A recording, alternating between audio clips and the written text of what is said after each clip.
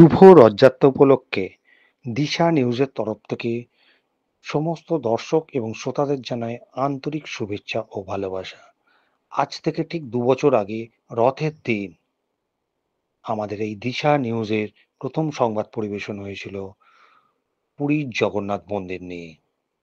আমাদের সংবাদদাতা বিভিন্ন জায়গায় রথ উপলক্ষে ঘুরতে ঘুরতে এক স্টিলের রথ তৈরি হচ্ছে সেখানেও গিয়েছিলেন।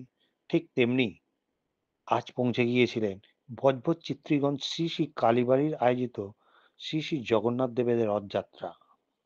বজবজ চিত্রীগঞ্জ শ্রী শ্রী কালীবাড়ি আয়োজিত শ্রী শ্রী জগন্নাথ দেবের রথযাত্রা প্রায় ৩ দশক পর নবকলেবরে নির্মিত সুসজ্জিত রথে চড়ে ভগবান জগন্নাথ দেব, ভগবান বলরাম ও মাতা সুভদ্রা রানীকে নিয়ে আগামী ২৭শে জুন ২০২৫ শুক্রবার বিকেল ৩:৩০ বজবজ কালীবাড়ি থেকে বর্ণাঢ্য শোভাযাত্রা সহকারে রথ বের হয়ে বজবজ চৌরাস্তার কাছে শিব মন্দিরে মাসির বাড়ি যাত্রা করবেন।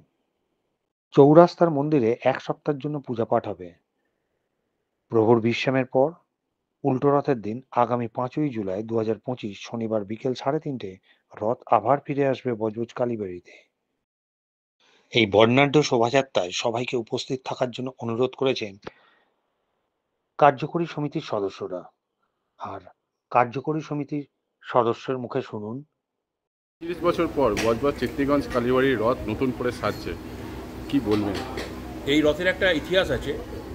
এই রথটা পরিবারের রথ। এই রথটা তারাই তাদের উৎসব পালন করত। ১৯৮০ সালে এই রথটা তৎকালীন কালীবাড়ির কমিটিকে ওনারা হস্তান্তর করেন। এই রথটা সঠিকভাবে রক্ষণাবেক্ষণ হবে এবং যেন বজবজের মানুষ সেটা টানবার সুযোগ পায়।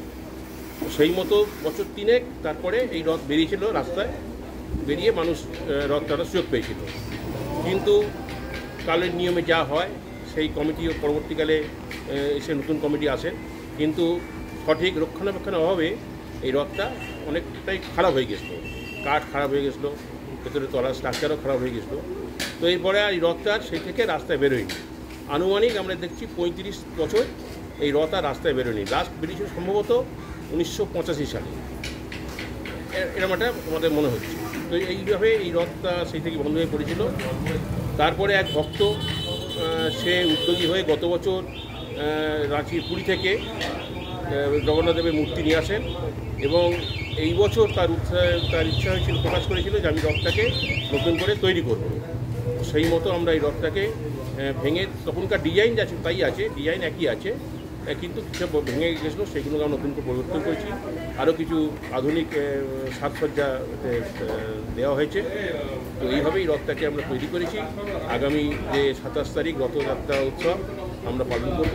বিরাট শোভাযাত্রা সহকারে এই রথ এখান থেকে বেরিয়ে বজবজে রোড হয়ে চৌরাস্তা যে শিব মন্দির আছে ওইখানে এই রথটা থাকবে ৭ দিন।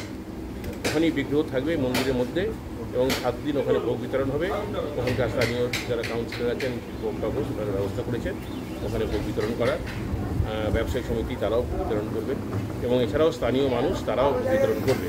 দাদা, মেলা তো রথের মেলা প্রায় বন্ধই হয়ে যাচ্ছিল, এই ৭ দিন কি মেলা থাকবে বা চলবে এরকম? আমরা মেলা সেইভাবে করছি না, কিন্তু মানুষ তো আসলে মেলা দোকান বসবেই, সেই মতো ওখানে দোকান বসবে, মানুষের প্রয়োজনই বসবে। আমরা তারপরে ওখান থেকে উল্টো রথের দিন আবার এই রথ এখানে ফিরে আসবে এবং রবিবার সেদিনকার আমাদের রথের জগন্নাথ প্রভুর রাজবেশ হবে। রাজবেশ থেকে তারপরে এটা মন্দিরে আবার। আপনার নাম? আমার নাম সিদ্ধিরঞ্জন ঘোষ, আমি যুগ্ম সম্পাদক। উপস্থিত আছেন পার্থ ঘোষ, সদস্য।